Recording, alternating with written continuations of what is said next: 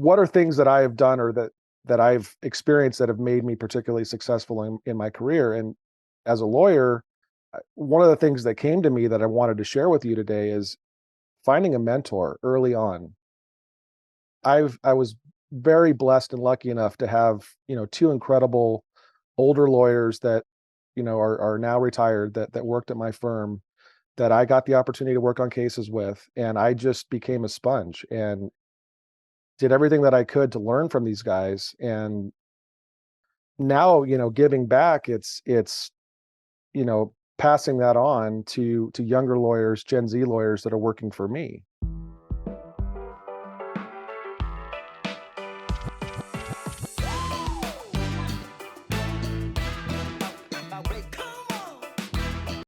Well, thank you so much for making time for the show today. Please don't forget to hit the subscribe button. We've got a great show for you today. If you're going to be a lawyer or not, we've got Sage Knauft coming in here. He's a partner at Walsworth, WFBM LLP. He's going to talk about effort, preparation, and reliability being the key to just about any career. He's going to talk about all the different forms of law and what they entail and what skills you need. And he's going to talk about his path to his pathways. Thank you for listening and welcome to the Edge of Excellence. Well, Sage, thank you so much for taking time, getting out of the sun in Southern California and sharing your insight on the Edge of Excellence today. I am so happy to be here with you today, Matt. Thanks for having me. Well, we're looking forward to it. There's a lot of people that want to be lawyers, but they don't know exactly what it means and they don't know the path to get there. So you're going to shine a light on that today. But before you do, we start the way we always start, Sage. Your favorite question: what is your definition of excellence? Oh, Matt, that's a tough one because I think there's so many facets to it, but I really tried to give it a little bit of thought before I got on here with you today. And I think professionally, for me, excellence, I could break it down to three different sort of concepts, and that's preparation, effort, and reliability. I think those are three things that if you live your life by those three tenets in any profession, that you find yourself in, you're going to find success. But I think, being excellent is more than just, succeeding in work. It's having a good balance in your life. If you're a faith-driven person, putting faith, high on your list of priorities. If you have a family, certainly putting your family first, but finding a good balance in your life. I think the most successful people, to me, are the people that manage to find that balance. And then I think the last thing that I would just sort of offer is somebody that really gives back to others in their community, gives back to others that they work with. I think if you can really strive to hit on all those points, to me that's excellence. All right. Well, we know you're a lawyer, but we love how you prefaced your answer with the explanation of how it won't be perfect, which you told me you would do before we got on the recording today. But if I could sum it up here, professionally, you got to have integrity, be reliable, do what you say when you say you're going to do it, whether you're going to be a lawyer or anything else. If you're listening right now, reliability, it's actually not that common. Do what you say, how you say you're going to do it, when you say you're going to do it. Effort, as my friend Scott says, there's always someone smarter. Don't let them beat you out with effort. And then preparation, I guess in law, you lose if you're not prepared. If you don't make enough time, if you haven't put the effort in, it becomes obvious you're a bad lawyer. Same in every other profession. You throw in there balance, no success in business or in work can overcome failures at home. So always juggling. It's not good enough just to be great professionally. And lastly, give back. And give back can be effort.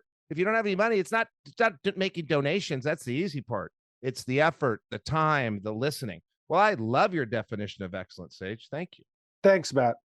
Okay, we're going to get into what it takes to be a lawyer, what a lawyer is, what a lawyer does. But before we do, we've got to go way, way, way back to, why do I think Pasadena? But that's not you. That's your spouse, huh? That is my spouse. Yeah, I grew up originally in the Bay Area. That's right. Bay Yes. Area. but then, my formative sort of junior high school years, I was actually in North County, San Diego. So Okay, so we're going to go to San yeah, Diego. What was yeah. life like? What was high school like? What were you doing? Did you know you needed to get ahead? I mean, you went to one of the best schools in America. You must have done something to get into that school. What was life like? What were you doing? You know, to be perfectly honest, in high school, I wanted to sort of blend in and you know go with the crowd. I think where I found success in high school is that I managed. I had really good interpersonal skills that I think I still have today, and I managed to sort of meld in with the different social groups that you find at every high school. And I really had good friends that were athletes. I had good friends that were the AP nerds that read all the time. And, I was part of that group, and I was also played basketball and, did the video production, put on the performance for the school every week, which was, kind of the news and the class that everyone wanted to be in, the cool class, I guess. But anyway, I do think that was, something that kind of set me apart from others, and that I wasn't really pigeonholed into one group or another. And you went the extra mile. You talk about effort in your professional life. If you're listening right now and you're not putting effort into things, how you do one thing is how you do everything. So it's not just school, it's not just sports, it's going the extra mile, doing the extra thing. And a lot of people do that before they head off to college. A lot of people have that on their resume. Those are life habits that prepare you to be a lawyer, a business person, a doctor, whatever it is. So you're in high school trying to blend in. Some people are trying to stand out. Some people are trying to blend in. Whatever you think you're doing, you're probably wrong in your 18-year-old assessment of it. Then you head off to college. And I think you wanted to be a lawyer before you went to college, or at least within the first year, right?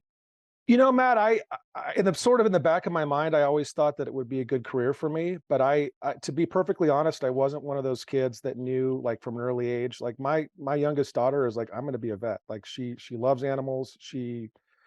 That's her passion. And, whenever we say, what do you see yourself doing? Katie, she's like, I want to be a veterinarian. That's going to be my job.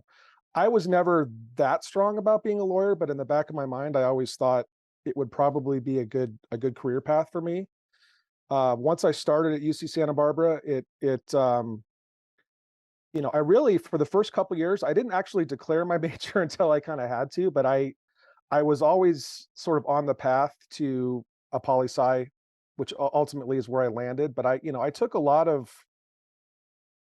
different classes, all sort of liberal arts, history, art history, just whatever kind of interested me, for the first couple of years. But I always made sure that I was ticking off the ones that I needed to eventually be a poli sci major. So I was keeping all my options open, clicking off all the boxes, to eventually declaring poli sci as my major.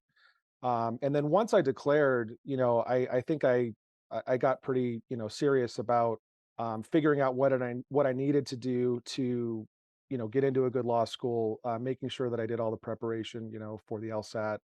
Once I had really sort of decided that that was the path that I was going to take, I think I got pretty serious about it my junior and senior year of undergrad. So high school, you're going the extra mile, you're developing interpersonal skills, you're developing communication skills. Maybe people didn't do that in high school, they would do that in college. You get to college and you're keeping your options open. You're getting the right grade so you can go to a grad school if you want. You're doing the work on the path you chose. You could have changed your path. You could have added an extra semester. You could have done something differently, but you're preparing for whatever the path is. I will say, if you're listening right now and you're thinking, oh, his daughter knows what she wants to do, she may not do that. She's still in high school. Who knows what's going to happen? Maybe she will. If you think you know what you want to do, maybe you change your mind. Keep your paths open. If you don't know what you want to do, I knew I wanted to be a lawyer. I went to college with Sage at Santa Barbara and didn't become a lawyer. He didn't know he wanted to be a lawyer, went to school with me, same major, became a lawyer. We both had our paths open. We were constantly looking into the future. So I think one thing to take out of this is, what's your current 5-year goal? What's your current 10-year goal? It's okay to change it next week, but are you on the path? What are you doing to make sure you can achieve that goal? And so you're in, you went to Hastings, and now, and Hastings is a great law school. I had a really good, my only spring break in college, I had a couple days at Hastings causing problems. And now you're spending your time You're mostly negotiating. You're a litigator. So why don't we just for a second talk about different types of law, and not too much detail, but you're in the business law realm. You're working with companies that have employment issues, liability issues, construction issues, contract issues, whatever. You can be in business, you can be in family. You're a litigator, which means you go and actually do the argument, which was why you need those interpersonal skills that you develop through high school and college, why you need to have a habit of being prepared and reliable. What are the different genres of law and what type of people fit into each genre? Yeah, I think, there's a lot of different paths you can take if you decide that you want to do a legal career. I mean, there's a lot of people sort of have in their mind that the Law and Order show that and the being in court and the criminal trials. Criminal law is one area that you can go into. You can be a prosecutor. You could be a criminal defense attorney. On the civil side, doing more business law stuff that I do, there are transactional attorneys that, negotiate contracts, leases, mergers, acquisitions, all of the sort of the corporate world of reducing deals to writing and contracts to writing. And then there are the litigators who, when something goes bad or there's a dispute between partners, there's an employee that feels they weren't paid properly or, was discriminated against in some way, sexually harassed. That's those are some of the areas that I work in. I also do some environmental law, but we handle once a dispute has arisen and a lawsuit has been filed that's not a criminal lawsuit. I'm on the defense side and I defend mostly corporations, but corporations and individuals who have been sued for employment law issues, or, as I said, I'm now about half of my practice is doing environmental law. So those are mostly federal CERCLA cases where there's a soil or groundwater contamination problem. It may be a legacy issue from a company that was there 30 years ago that through their operations somehow put something into the ground that's now a problem that needs to be remediated. Those are the types of cases that I work on day in and day out now. Right. So for all those types of lawyers, they all need communication skills and communication experience. Even if they're not litigating, you're communicating with clients, trying to figure out what they want. Core to that, and it's your interpersonal skills you talked about, is listening. You've got to become a good listener. You've got to practice. If you're in college still, take a communication class or a listening class. If you're outside of college, listen to a podcast, go research better listening. You need to have the communication skills, the communication experience, the interpersonal skills, the listening skills, the hard work, and the prep. Everybody needs that in the law profession. Once you're in there trying to figure out, do I want criminal, civil, transaction, business, litigator? The litigators are going to lean more towards the influencing side. If you've taken the DIS test, it's one of the first 10 episodes. The I side and the D side, they're going to be great at communicating, arguing their cases, influencing, convincing. That's a small portion. That's what Sage does. That's a small portion of lawyers. Most lawyers are going to be more on the transactional negotiation side of the spectrum, and they're going to need to be a little bit more detail oriented, a little bit more perfect in their speech, perfect in their writing, a little bit more on the C side of the scale if you're looking at a DIS test. Is that right? Yeah, I think that's right. And I think even within, if you kind of broke it down even further, even amongst those that are litigators, it's a very few subset of us once, you get to the point in the career that I'm at that are the actual trial lawyers, the people that when a case doesn't get resolved. I mean, most of the cases that I work on, over 90% of the cases that I work on, probably 95% of the cases that I work on end up resolving before they go to trial. Okay. So again, the listening skills, what sort of practice do you want to have then? And what do you want to do in your early 20s to prepare for that? Well, again, I think being able to listen to others, to understand, I think at its heart, what I do, people come to me and I'm a problem solver. They've got a legal issue that they need help with, and pretty early on, I have to, again, I have to be a good listener. I have to understand what they hope to achieve as an outcome in the lawsuit. Are they really trying to get, the best result they can? Are they trying to exact their pound of flesh against someone that they, really can't stand and want to have their day in court?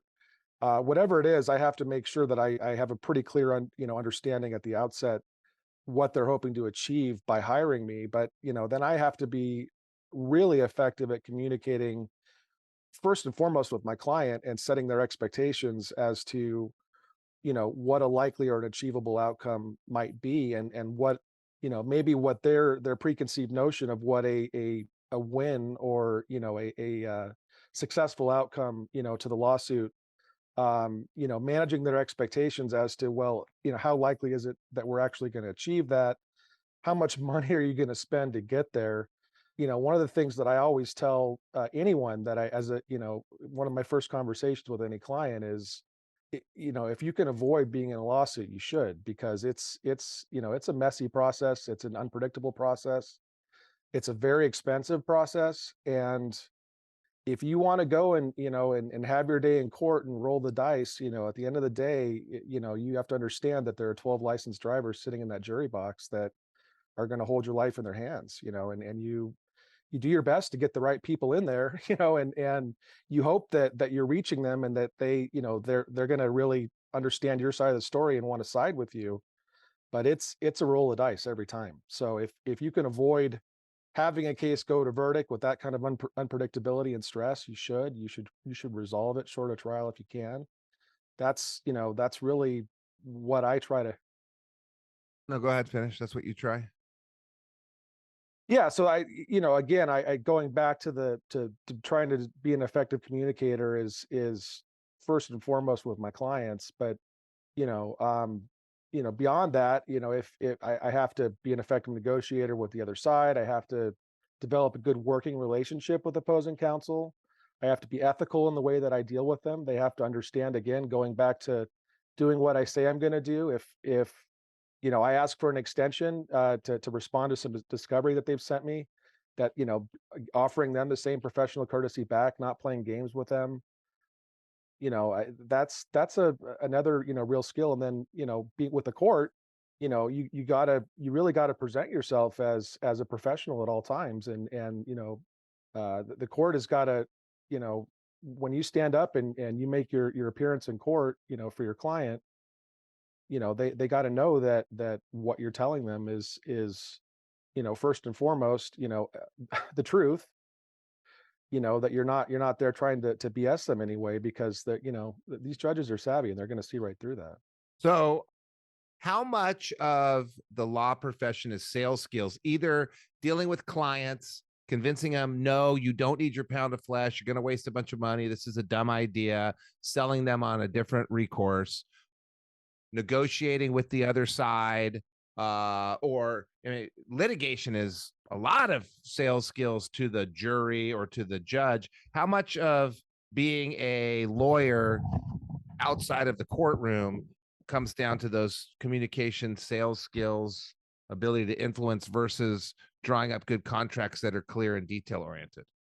Yeah, I think you're right, Matt. I mean, I ultimately it's a sale. If you're going to get a favorable verdict, if you're going to take something all the way to trial, you got to sell it. And it's sale. I think every profession, that you may wind up in. If I'm talking to that 20-year-old person, like, you may not, think of yourself as a salesman, but everything, any profession that you might, find yourself in, at the end of the day, you're gonna have to know how to sell yourself first and foremost. But you're gonna have to, be able to convince other people to come around to your way of thinking, And you kind of alluded and to that's it. closing a deal. Yeah, that's closing a deal, your way of thinking. You kind of alluded to a little bit of image management too. If you're going into certain professions, you want to be Instagram famous, you want to be on a reality TV show, you want to be a tattoo artist. Now, there's certain professions where maybe having wild image and wild fan base is better. But if you're in law, even more than business, you can different people in business do different things. We see all these different business leaders, but in law, you actually have someone that's literally labeled a judge, and you have the first impressions of these 12 licensed drivers. I love that you said that. You don't see too many lawyers that have bad reputations socially, or have these lives that you're kind of questioning. Am I right there? If someone wants to be a lawyer, they got to clean up their act, like you have, right? You're a pillar of the community. Brian Forbath, we had on the show, pillar of the community, right? You want to have that sort of image management and actual true self of who you are, right? Yeah, I absolutely. I think you're a professional, and people come to you, they want to know that they're hiring somebody that acts professionally in every facet of their life, that has that integrity. I think you're exactly right, man.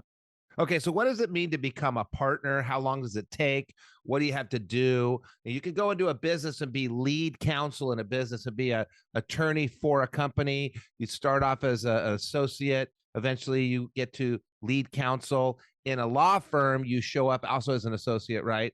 And what does it mean to become partner? How do you become partner? And what do partners do? So every firm is different in what we call how long their partnership track is. Every firm has uh, you know some defined expectation or parameters as to what somebody has to do to become a partner. Okay, well, the audience for this show is Gen Z. They want to be a partner within a year. So what Not going to firms, happen. what Well, firms they have a can go. partnership track that takes 15 minutes and you're instantly making $1 million a year? Do you have any of those firms? I don't, Matt. Oh, I'm none of those sorry. exist. Damn it. They So wait a Yeah, you second. could go. Wait a second. You could go out and you can. I was going to say, you can go out of law school and you can hang up your shingle, and if you happen to know a lot of people, and you can work for yourself. If you're a real go-getter, you absolutely can start your own practice from day one out of law school. I But don't know too many people that have done that, yeah, other than that that, have certainly. it's Yeah. preparation, effort, reliability, give back. Other than that, it's the hard way. So sometimes on this show, we eliminate the myths of Gen Z. You got to figure out your whole life by the time you're 30. Nope. You're going to retire by the time you're 35. Nope. Even if you have enough money, you're going to keep working. You can't retire by the time you're 35. And oh no, most things require preparation, effort, reliability. You get balance because you earn it. Most of the time, people didn't have balance in college and they screwed off. So they got to work a lot in their 20s to kind of catch up. So the partner track, however long it is, what are you doing as a partner? How do you get that role in the business? Well, just using my own experience as a, sort of Oh my I God, guess, it's like talking I'm point. talking to a lawyer here. It, Oh my God, it, everything's so it, exact.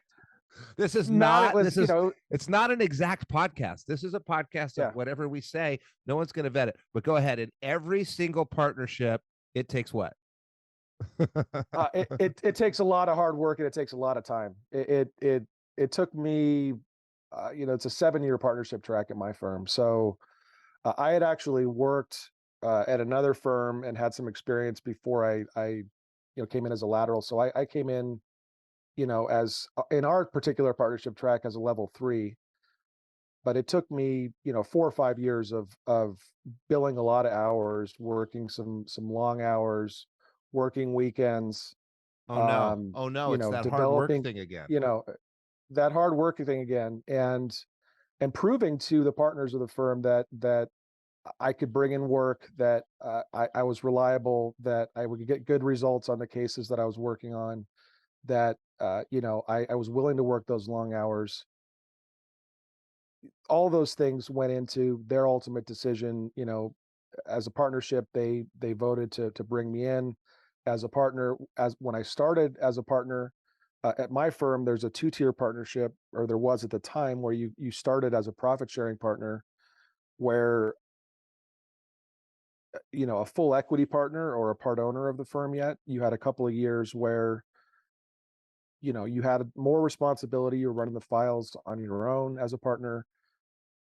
You were the sort of the buck stopped with you on whatever case that you were working on, and you had an opportunity if you got some particularly good results or you brought in some new work to share the firm's profits.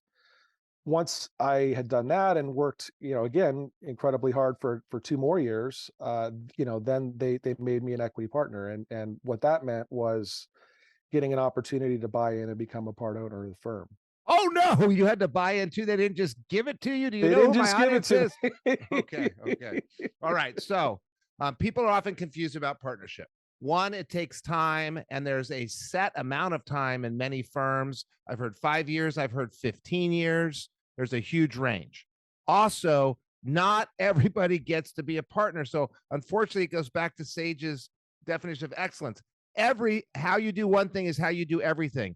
Every case he's prepared. Every case he puts in effort. The partners see him as reliable. And a lot of times they don't care about your balance. So you're doing your balance thing on the side, but you're still working weekends. So Sage is waking up at 3 a.m. on some weekends to get ready for a case that he's got, because he knows he's got to go to the soccer game at noon, and he knows he's got the birthday party at 4, and he knows that Saturday afternoon is going to be family time, and his Sunday morning is going to be family time.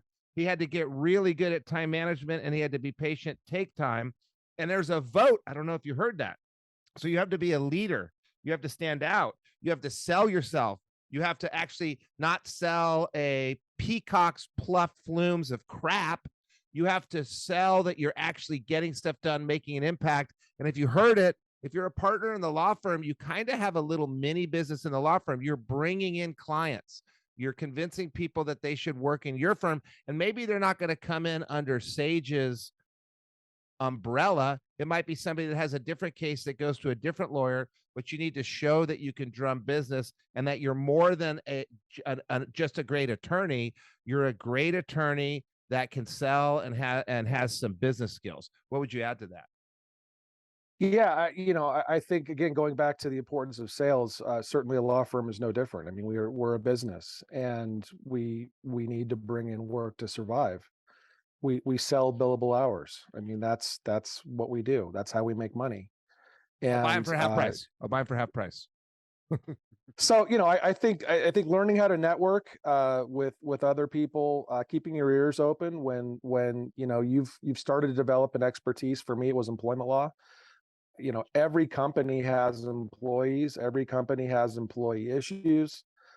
When I'm meeting with my friends, I've always got my ears open about issues that they might be having, and not being afraid to ask for work. Not being afraid to put yourself out there, and I think that's a skill that I'm certainly still working on, and I think is something that we're all constantly trying to sharpen. But it's close. Getting from an opportunity to a close is I think not 90% of it is being willing to just ask for it, to go for it. I think a lot of people have that meeting and it's going great, and they exchange business cards and, okay, I'll follow up, but hey, I'd love the opportunity. I've really enjoyed talking to you. I'd love the opportunity if you've ever got a legal problem, give me a call.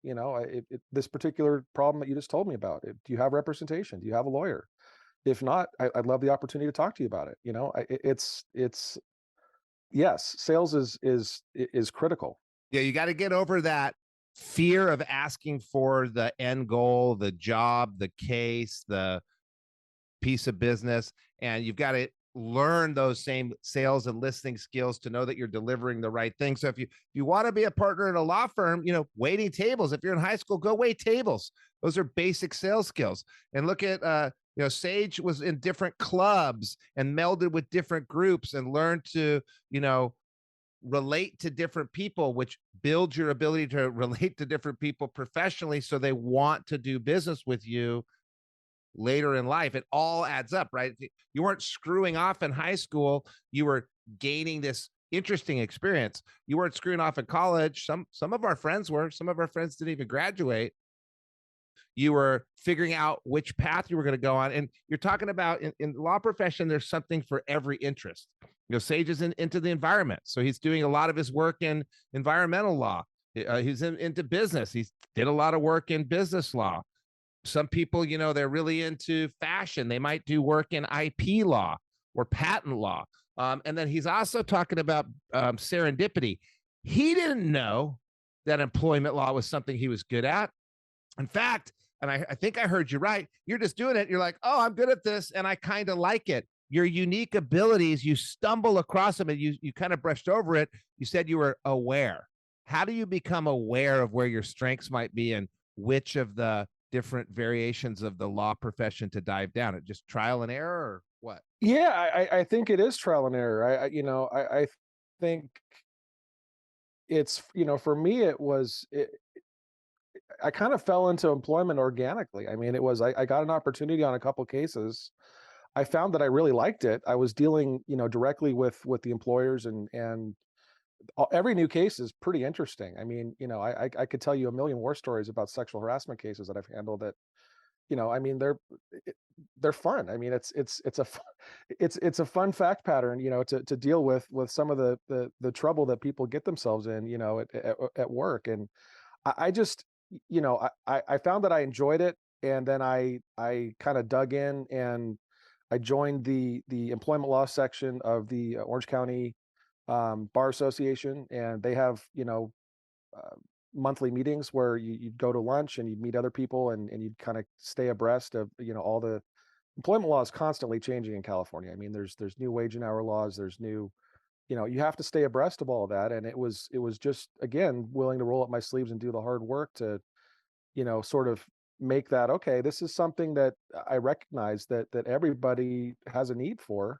So, by the way, Sage, the law firm Sage works for and is a partner at, is the law firm Sage works at and is a partner at is Walsworth WFBM Law Group. If you want to get a hold of Sage, you could probably just email him, snauft@wfbm.com. You can send him a message, see if he's got any jobs or any advice for your law career. I want to get back to more of the skills, and it's just interesting. And I think this is my 90th episode. Everybody in some way talks about working hard. People talk about integrity, reliability. A lot of times people come to the life balance piece. You mentioned give back, and I know you're a writer, and you mentioned the organization that you belong to. Have you got yourself? Why do you write, and what do you do at that organization that's a give back, and how has that helped you with your preparation? Because everything you just said to me sounds like you're preparing to be ahead of the game for the next case that comes around. How does the give back wrap around and help you with your preparation and the writing that you do?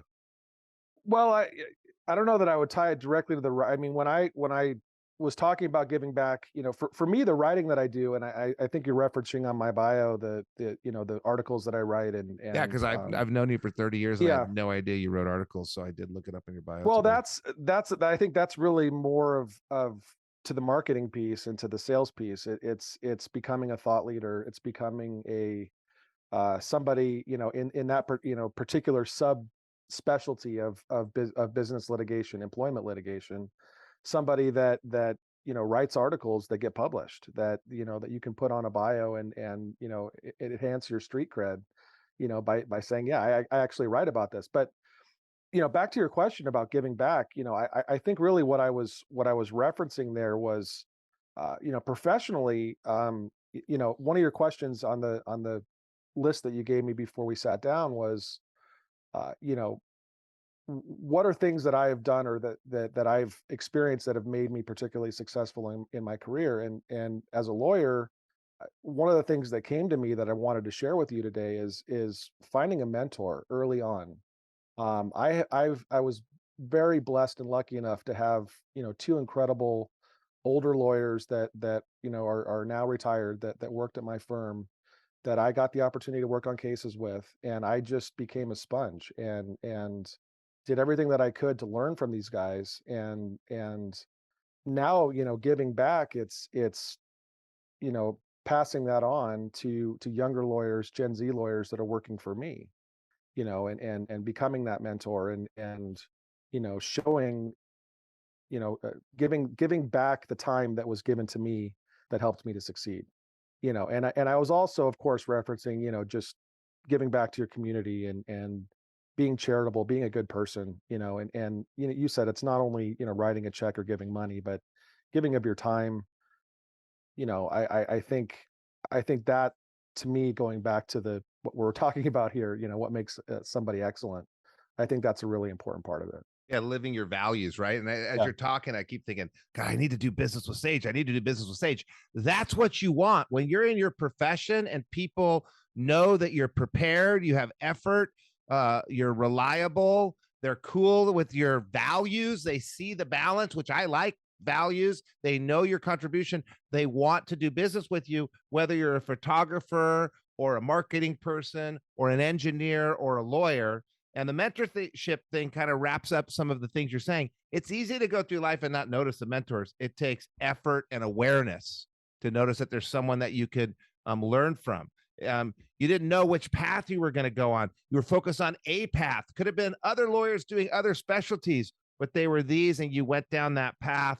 And then that constant desire to learn and grow. And in any profession, you need to have all those things to get to the pinnacle of success. And I think, pinnacle of success is, in law, it's being a partner at a respected firm, right? That's where you want to get to, or being the lead counsel in a respected business. And it doesn't happen when you're 20 and then end when you're 30 and you retire. You don't retire. You keep going and you keep working on balance and you keep learning to be a better community person. And then you pass it on to the next generation. What do you get out of doing that? That's basically what I do for a living. I love it. What do you get? And what would you tell a mentee? Because a lot of times they're focused on what you're going to give them. What would you tell a mentee on how to show gratitude and some of the things that you've gotten out of it that maybe your mentees don't know? Well, I think professionally, from a selfish aspect, I get somebody that I know is going to be, willing to go the extra mile for me. And, if I'm putting in that time that is not billable time, helping them to polish their writing, or explaining to them how, it's so important to develop a relationship with this particular client or this particular insurance adjuster that has the opportunity or the ability to send you a lot more work.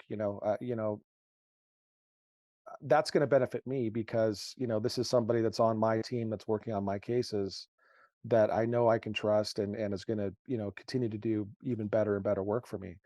As far as, what I would tell a mentee, I think just the importance of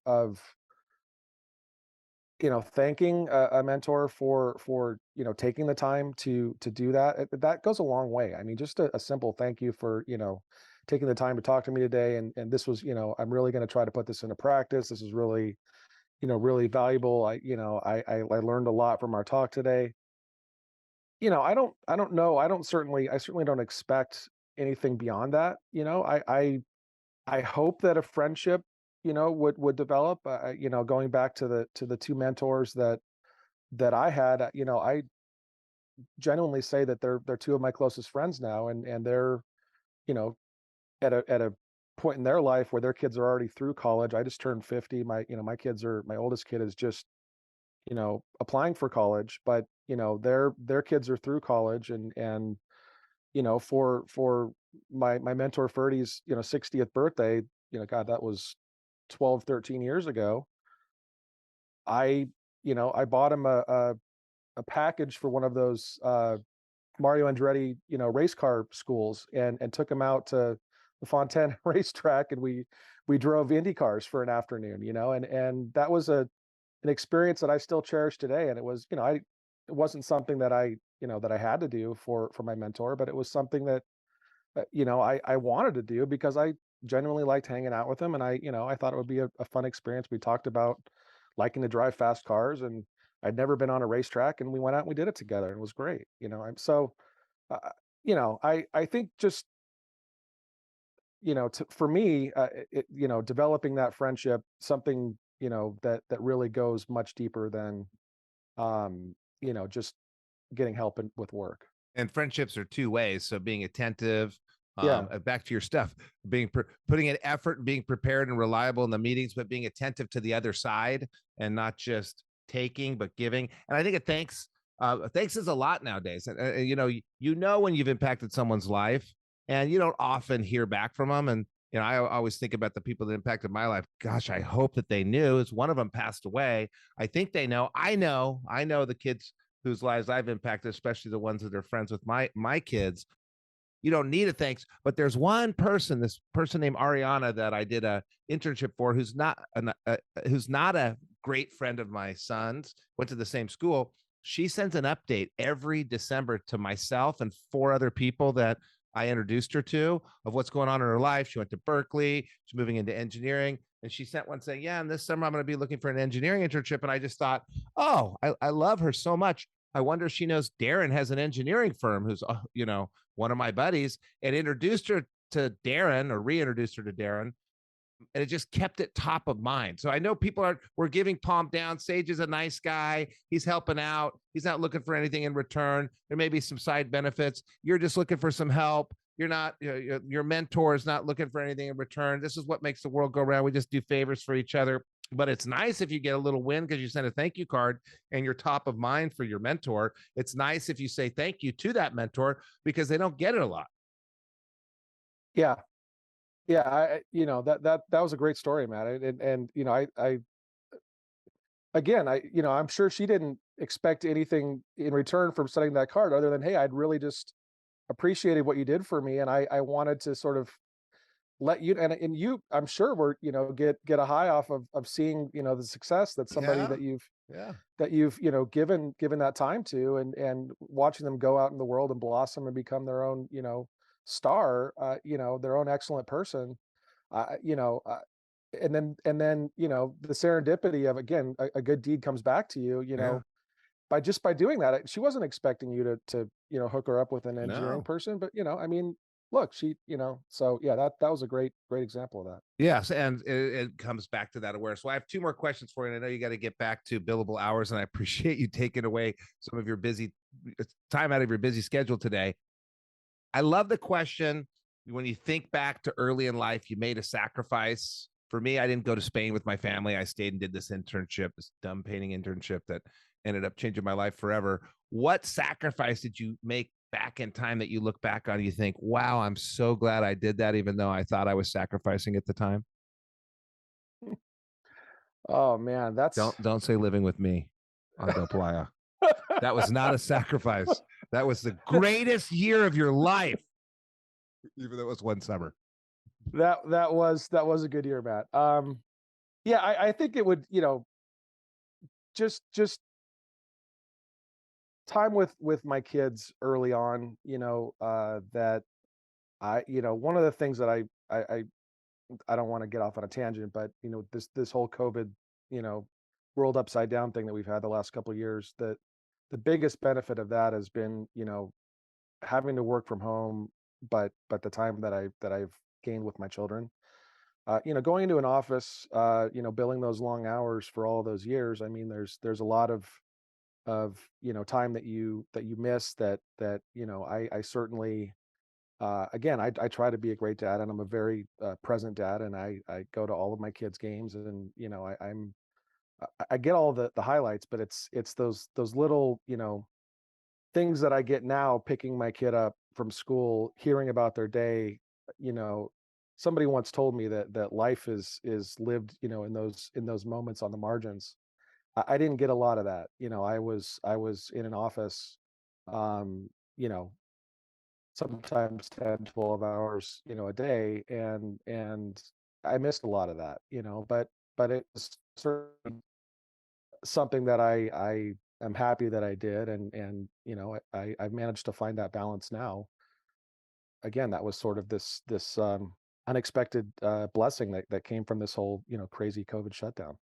Yeah, and so a lot of people are going to have to make some of those sacrifices, but if you manage your time well and you communicate well, which Sage has talked a lot about communication, you can figure out which things to not miss, and you can also explain, hey, here's what I have to do. And looking back now, very balanced now, everybody has to go through this period of time where they're out of balance to get their career launched right. And if you pay attention to it right, I mean, I know Sage's kids, so I know that they had plenty of time. If you play your communication cards right, you play your listening skills right, you can get through that and have your career and your family too. Well, Sage, are you surprised by where you're at? Are you surprised that you became a partner in a law firm and that you're writing and helping the environment the way you are? Or did you kind of expect it? I wouldn't say that I'm surprised. I knew again that if I worked hard and I did well and I got good results and I treated people with respect and I listened to my clients and I delivered for them, that I was going to find success. Uh, I I don't know that my day to day, what I do as a litigator is exactly what I envisioned, but I certainly, like I am not somebody that is the Perry Mason that's in trial every day. I mean, that's just not what I do. But I get to go to trial sometimes, and I certainly have a lot of arbitrations and mediations and resolve cases and get things done for get really good results for my clients. But I'm not. I'm not the trial dog that maybe I thought I might be when I first started this career. But I'm very happy with, I've been with my firm. I think it's kind of unusual, but I've been with my firm for 21 years now, and it's nice to be an owner at a place where you like the people that you work with, and you feel like you're making a difference in your clients' lives. And you have that awareness and that serendipity that you led your life with, that you end up sometimes where you're supposed to end up, and being paramedic in front of the courtroom 24 hours a day probably wasn't your calling, because you need to do Yeah, that convincing clients to not go to court, and you need to right. do some of those things that you already do. And you had faith in yourself because of the interpersonal skills you developed in high school, because your ability to move around all these social groups. You'd been the extra mile, you kind of knew it. I'll tell you, I've known Sage for a long, long, long time, and anyone that knows Sage would say he definitely deserves all the success that he has. And none of us are surprised. None of us are surprised where he ended up, because we remember him back in the day, always diligent, always focused, but still having a good time. We still had a good time. Sage, thank you very much for taking time. Thank you for coming on the Edge of Excellence. Matt, thanks so much for having me. I think this is a great thing that you're doing, and I really loved being a part of it. So thanks for the opportunity. Yeah, thank you.